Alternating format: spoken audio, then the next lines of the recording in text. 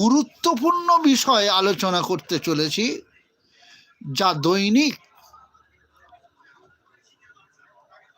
যা প্রায়ই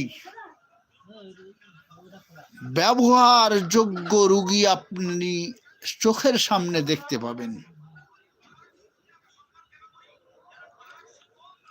শুধু ঔষধজ লক্ষণগুলি হৃদয়পটে যদি এঁটে নিতে পারেন, একটা চিত্র আকারে গ্রহণ করে নিতে পারেন,